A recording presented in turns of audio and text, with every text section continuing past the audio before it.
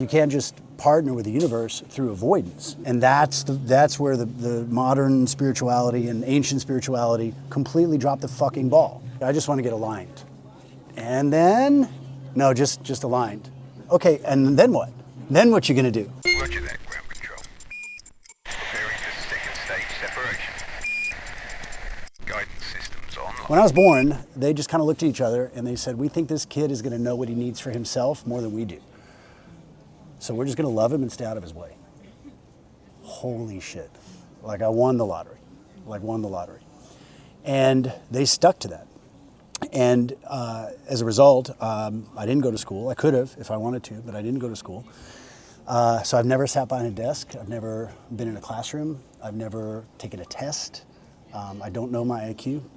I'm probably retarded. It's not supposed to be funny. You're supposed to go, oh, like Encinitas. You know the Encinitas sigh? If you really want to make the dude feel good, you just say, I see you, king. Like that. Like they love that shit. It's true. I love it. So I had this very free-range childhood. Like I just never had to do anything except for like chores. Everything else was self-organized. And what it created is an experience of living, an experience of life that I think is innate to all of us. Because every one of us knows why we're here until you get distracted into thinking that someone else knows better. And like the special message came from the special book that was written by the special person, edited heavily by usually ruling men to fit their narrative. And so we get disconnected from that.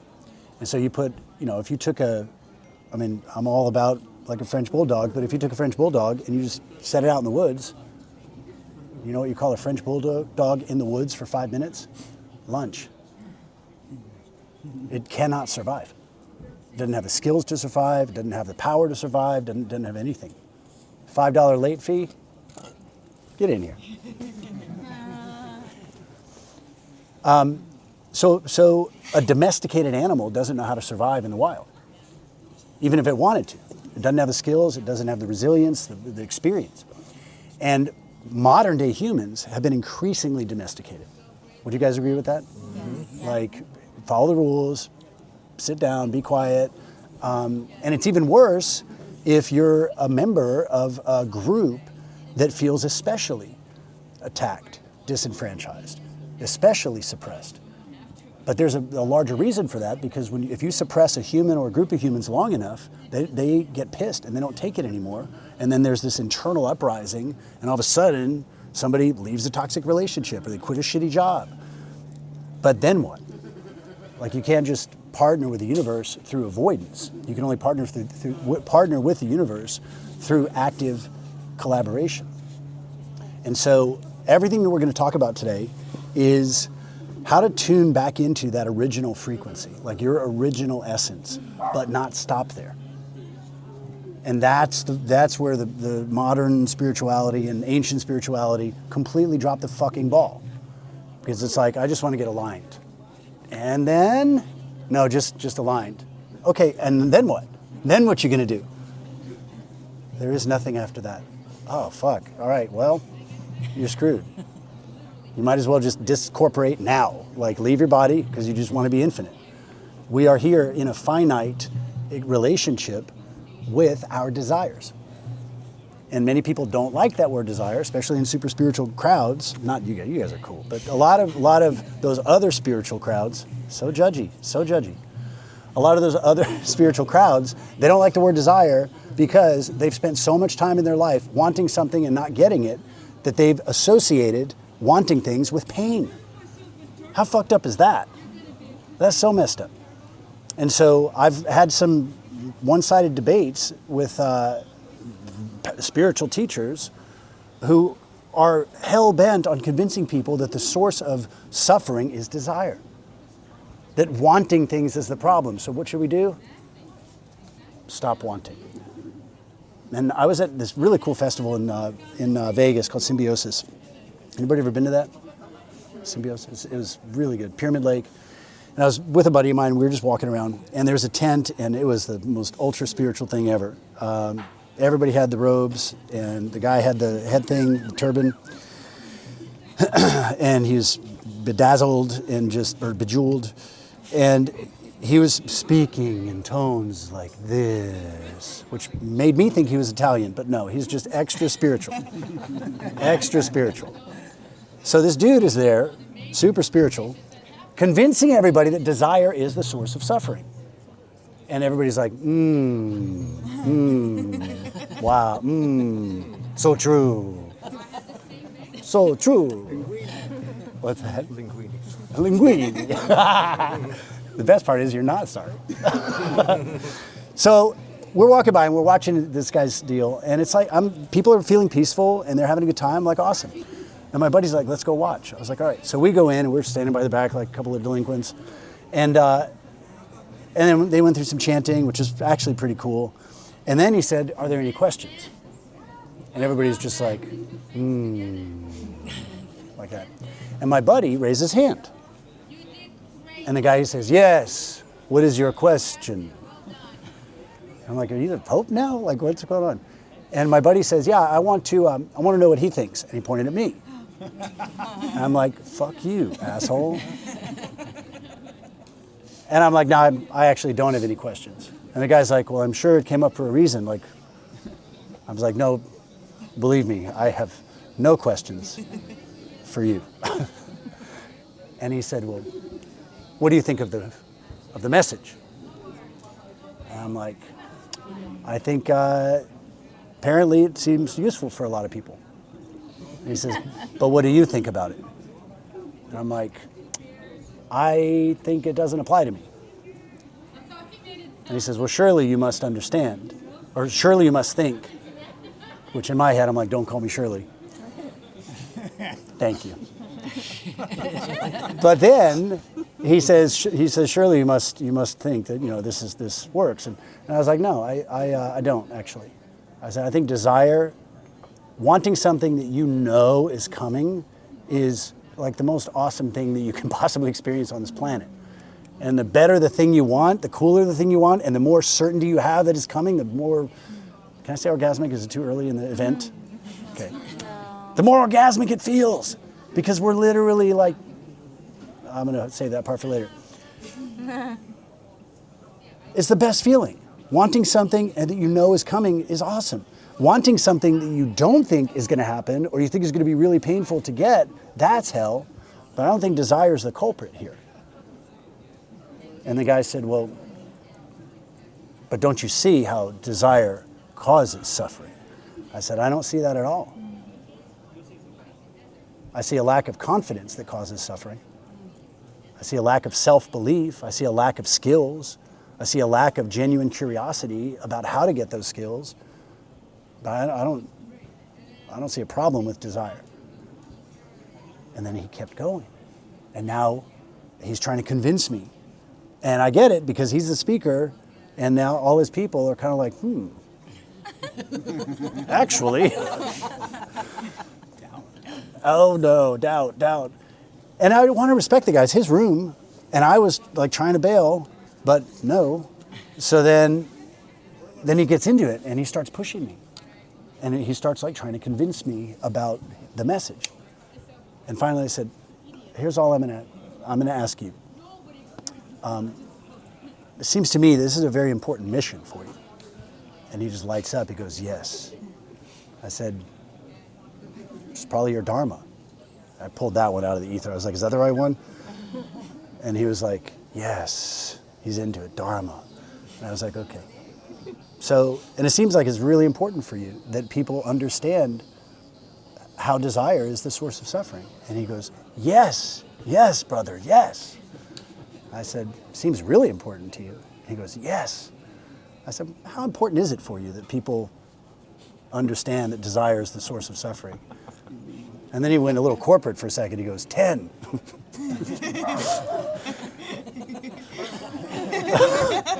Oh, 10, very important, okay. And then he says, well, 9, because there's always room for growth.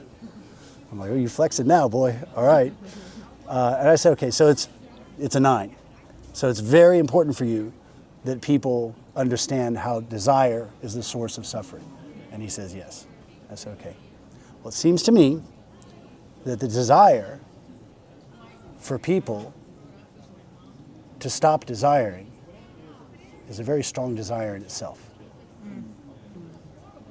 And he goes,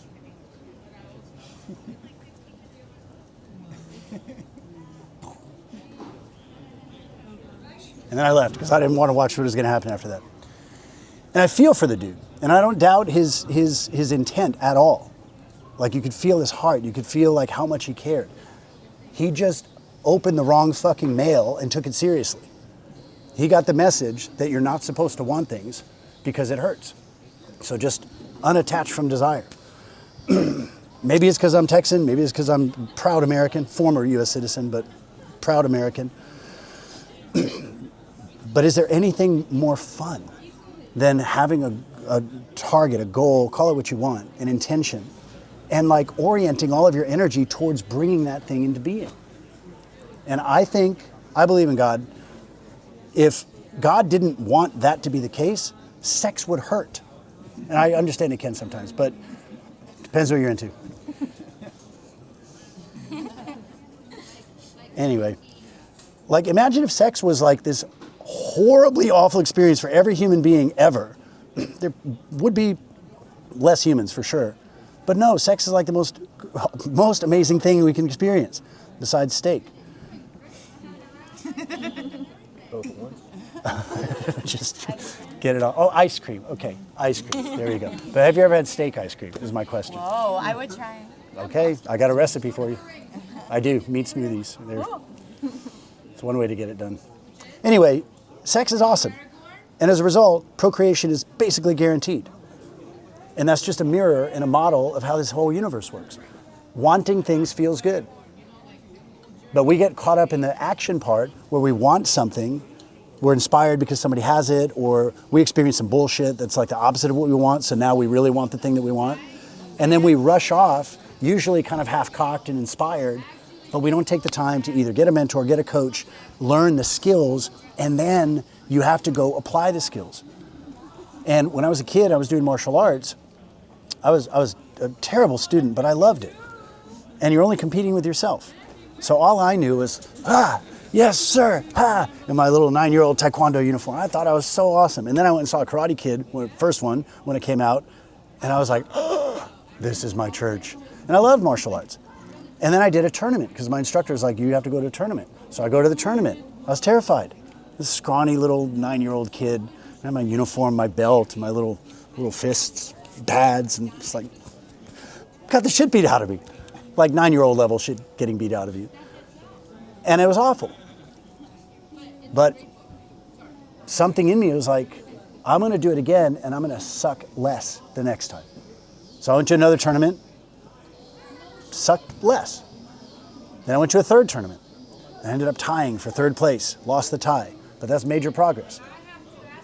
And eventually I just kept getting better because I kept putting myself in the ring, not hiding in the classroom and being a perpetual student, but actually putting on the line and risking failure in order to experience success. Something is missing from so many people's lives. And I ended up getting pretty good. And then I ended up getting really good. And then I was 19, I was at this house party with this girl I liked. First girl I ever kissed. So first girl ever liked me, let me put it that way. And we're at this party, and I'm feeling pretty good, second degree black belt, taekwondo. This beautiful girl that I really like. And there's a guy standing across the room, and the place is packed, and this guy's like mad dogging me. He's like staring at me. And I asked her, I'm like, what's this guy's deal? And she says, oh, that's my boyfriend. My heart was broken, and I was angry. I felt betrayed, and then I felt stupid. I'm like, could have asked. And now this guy's like, and I'm like, this is too much for me to deal with. I'm gonna leave. So I leave the party, I'm walking down the driveway, and all of a sudden I get tackled. This dude jumps on me. I hit the pavement, and the first thought in my mind, he's gonna get disqualified. Because all I'd done is these tournaments, where if you do something illegal, somebody stops it. Go, oh, no, you can't do that. And so I was like, oh. And then a few seconds later, I realized I'm getting the shit kicked out of me. This dude is like punching me, and my head is like bouncing off the concrete. And I'm like, my taekwondo is worthless.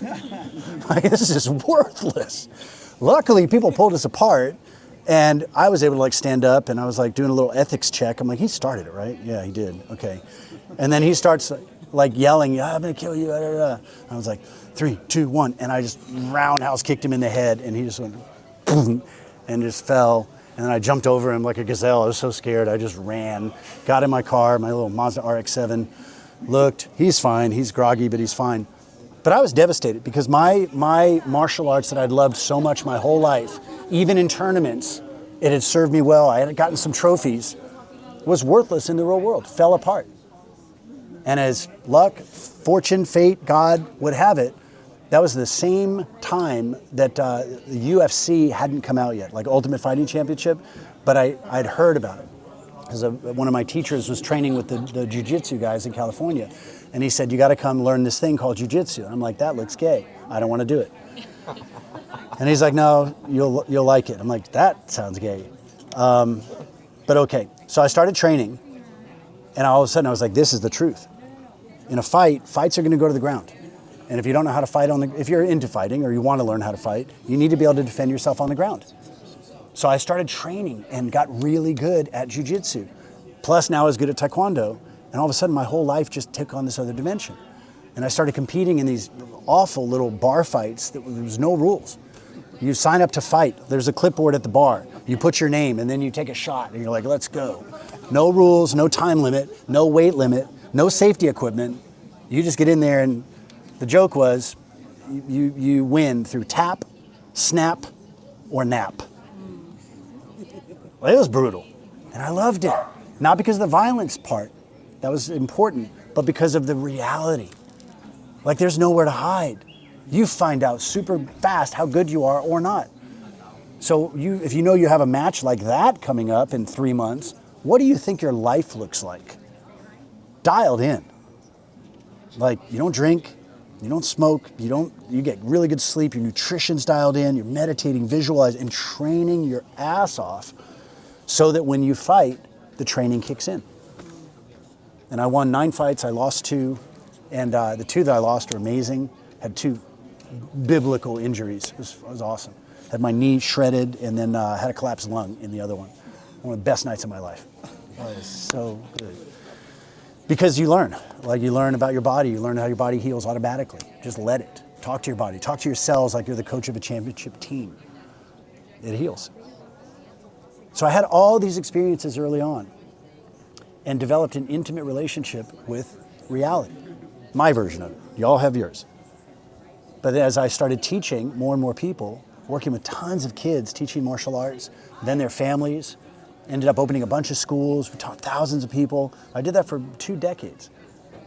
And I got the honor of teaching over 40,000 classes. And every class was a test, was an experiment. Like, how can we improve? How can it be more fun?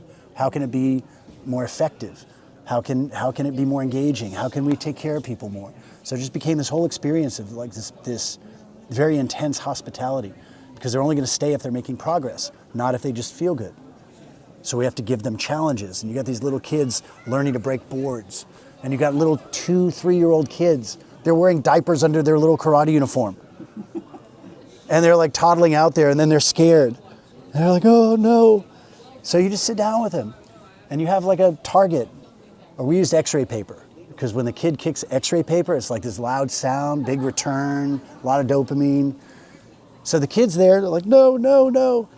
And you don't say, come on, that just makes it worse. So you just get in there and you just hold the pad. And you're just like, you hold your foot up and you show them, you do that. And they're like, no. And then you just take the pad and you touch their foot and you go, whoa, like that. And they go. And then you touch their foot again with the pad and they go, and then you put it close, but you don't touch the foot. And their foot goes to the pad. And they go, and you go, yeah. And then you do it again. Then you do it again. And then, oops, hi. You do it again, and you hold it higher and higher, and you move back, and next thing you know, they're on the mat kicking because they're focused on what they want, and they got past their fear. Years later, when I began working with entrepreneurs and founders and executives and teams, I realized everybody's got that little 4-year-old kid inside that's terrified of something, but all fear is irrational. All fear is irrational. As your consciousness elevates, your consciousness expands, your life experience expands, every single thing you ever thought you should be afraid of, it was just a test. Fear is the only thing that you will ever be afraid of. It's the fear of fear. Literally everything. Death, ooh, I don't know, death. My dad croaked, a hero's croak on August 1st. Totally left his body, like a fucking legend. 2 nights later, I did DMT in the bed that he died in. And it was redundant. They're like, bro, you already know this shit. I'm like, I know. Hi, guys. And I don't say that to be shocking or performative, well, a little bit. But death isn't real. We have these bodies that we like play around with for however long you want to live. And that is a choice, by the way. You decide how long you want to live. So then death, okay. At some point, you're going to take off your clothes, put on other clothes. You're still you. At some point, you're going to stop driving or traveling in the car that you're traveling in. You're going to get another car. You're still you. Your essence is always your essence.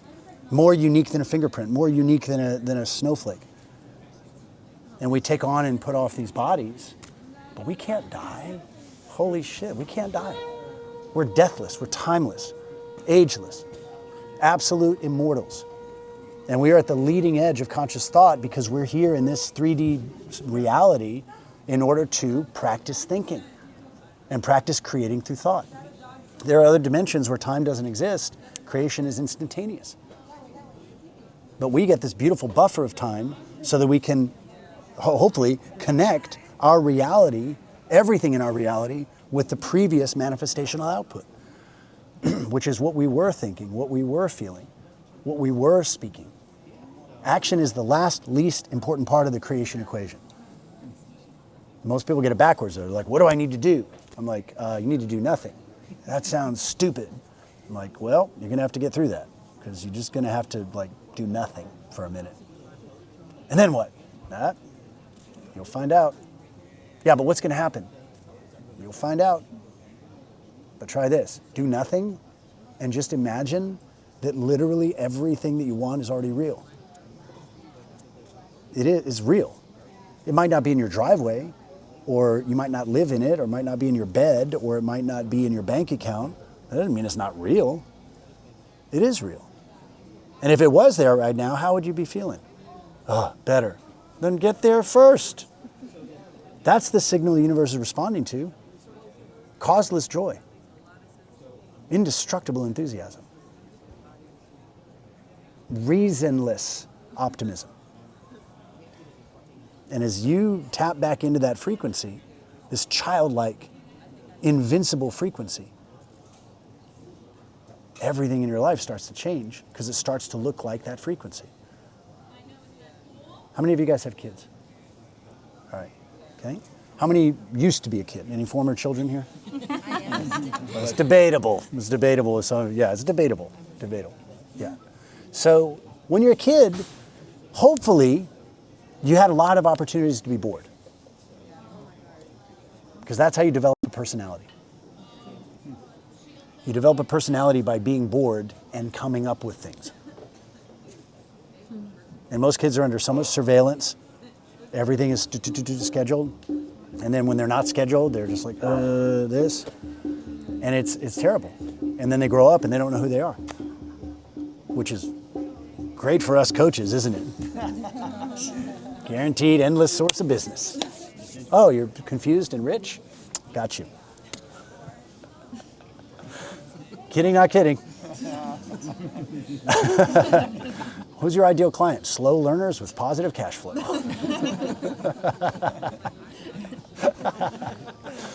But when you're a kid and you're bored, you come up with something to do.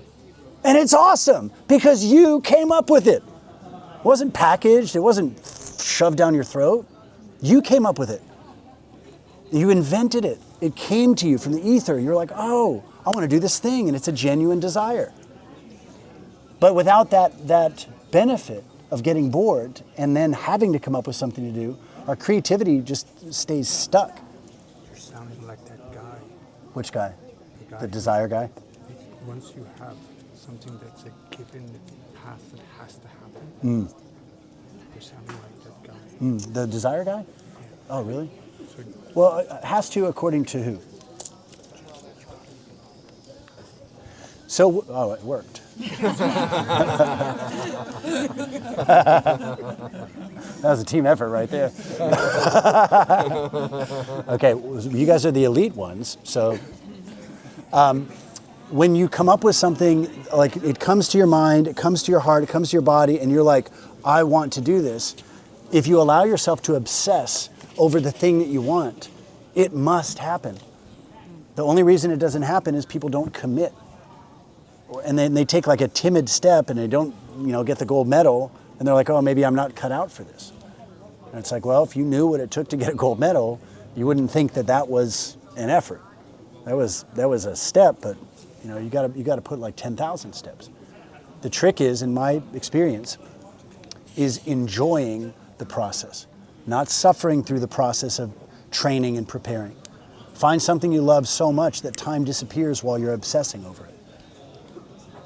And it doesn't matter if it's a results-producing thing. It doesn't matter if it gets you in better shape or makes you more money or gets you more friends, or even if it deepens relationship with people that you are close with. Those are byproducts of following your own fascination.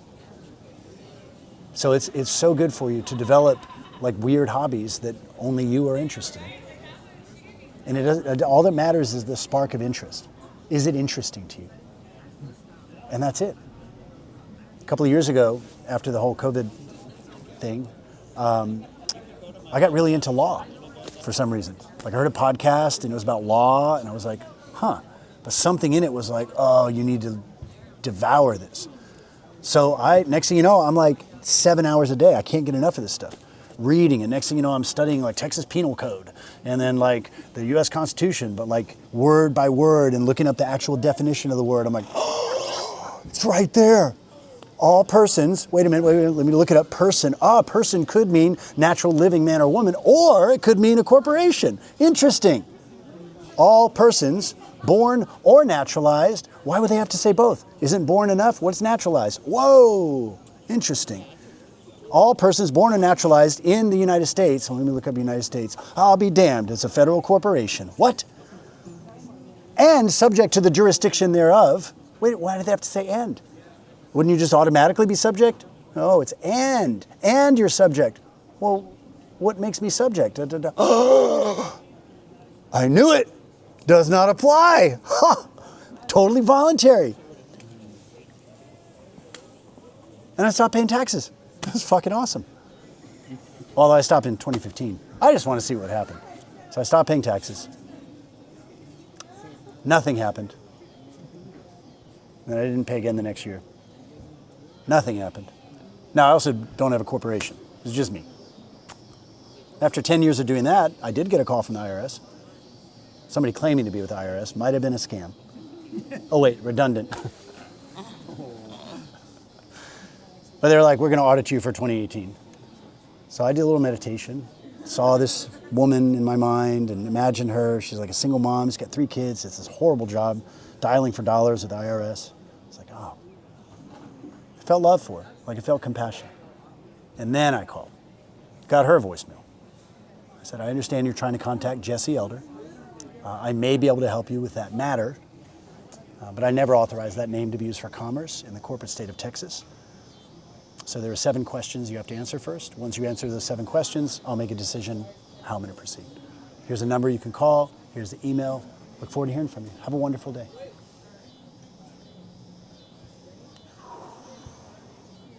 That was 3 years ago. And every once in a while I get a love letter. It's not to me, it's to somebody named taxpayer. And I'm not a taxpayer. If I tried to pay taxes, I would go to jail for perjury, for lying. But that knowledge and all the benefits of that knowledge in my life and those that I get to support came from a little spark of interest. Came from a spark of interest that became obsession. And every one of you has that spark. And you wouldn't be here if it was just a spark. There's things that you are deeply passionate about. My question would be, and a little bit of a challenge, Are you passionate against things? Or are you passionate for things? I was getting my beard trimmed yesterday. No. Today. God damn it. That's today. Time's not real.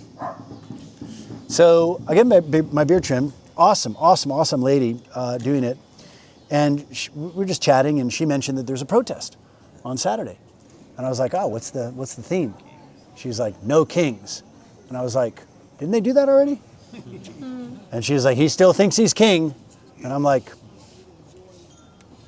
I guess so. The thing about protesting, it feels good compared to feeling helpless. When you feel helpless and all of a sudden you get active, that's a massive energy upgrade. But there's a little feature of this universe that we all know it.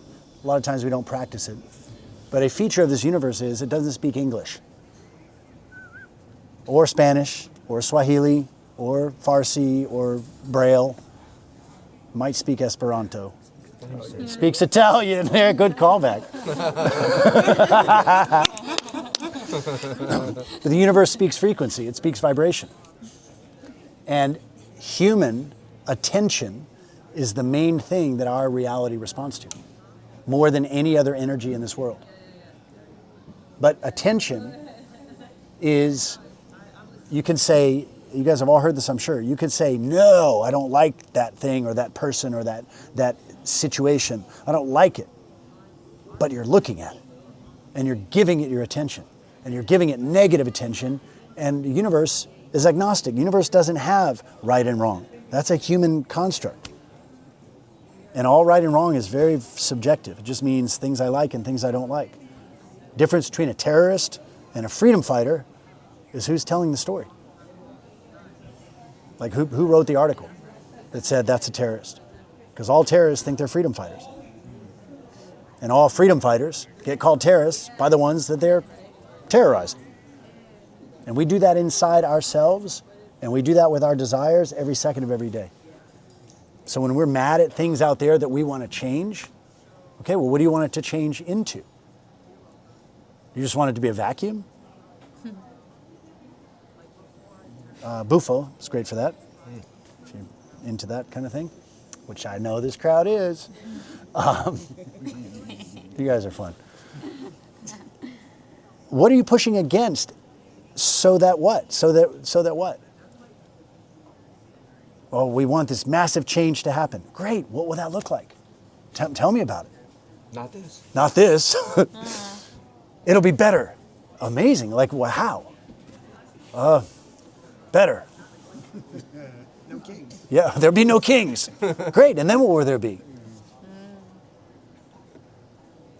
Well, no kings. Okay. And then what? Like, what comes after the no kings part? It sounds awesome. I'm into it. I don't know. All right, cool. That's great. Because it is fun, actually, to be pissed off at something.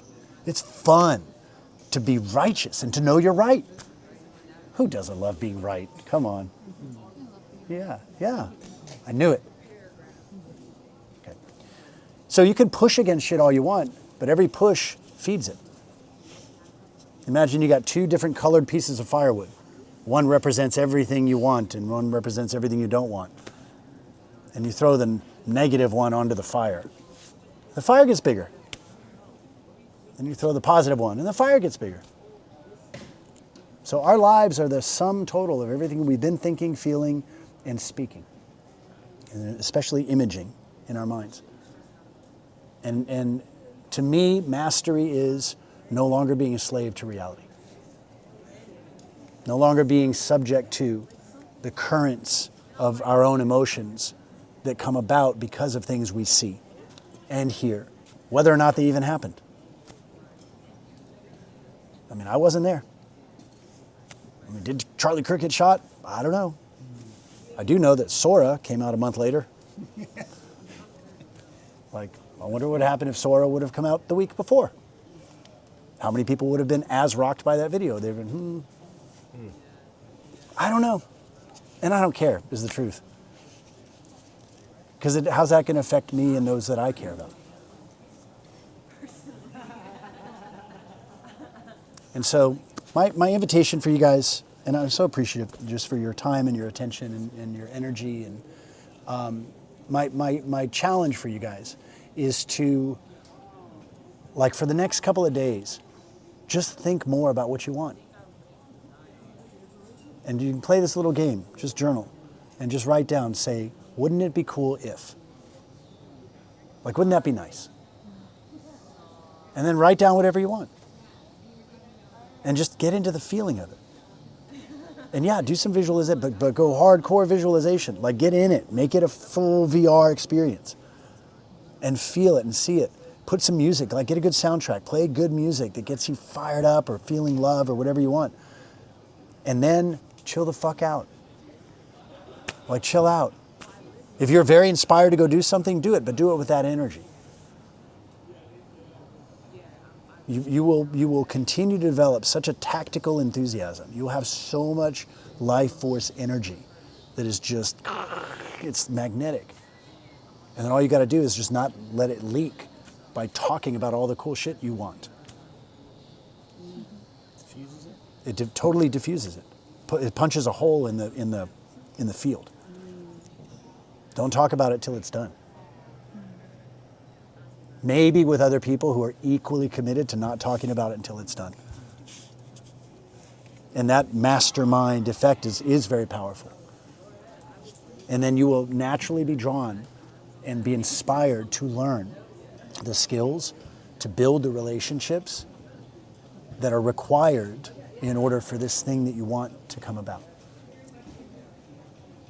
And if you guys want some more tools for this, I've been doing this shit for a long time. I've done over 100 different courses, created over 100 different courses, coached thousands of people, and it just never gets boring because nobody's the same.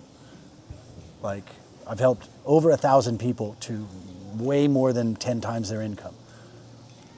Like in the last 6 years, 5 years maybe.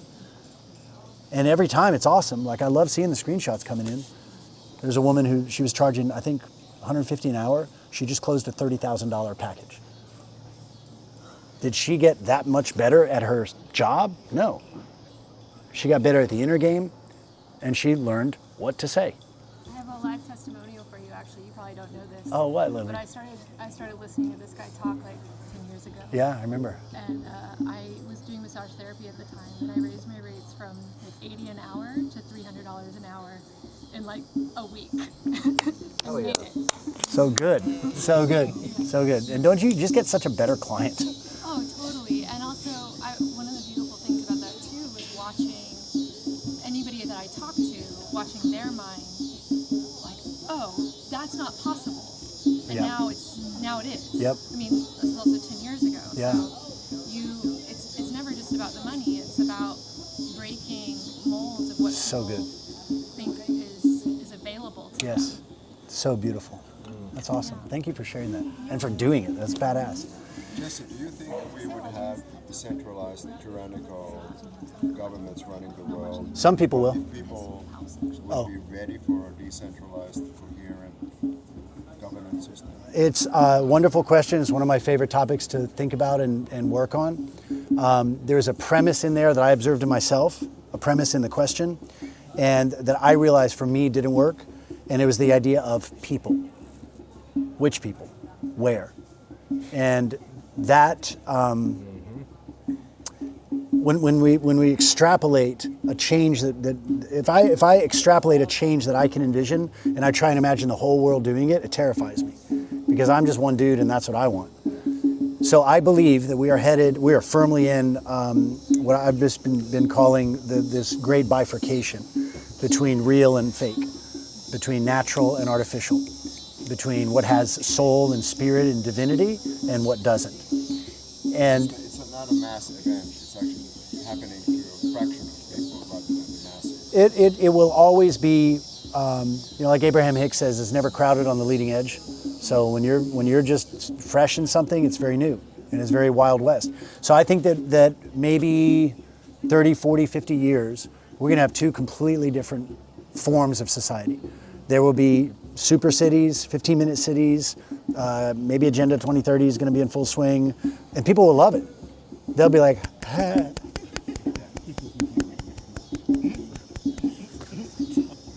They pump my drug in, and let me just play baseball with my eyes on the screen so I don't have to move.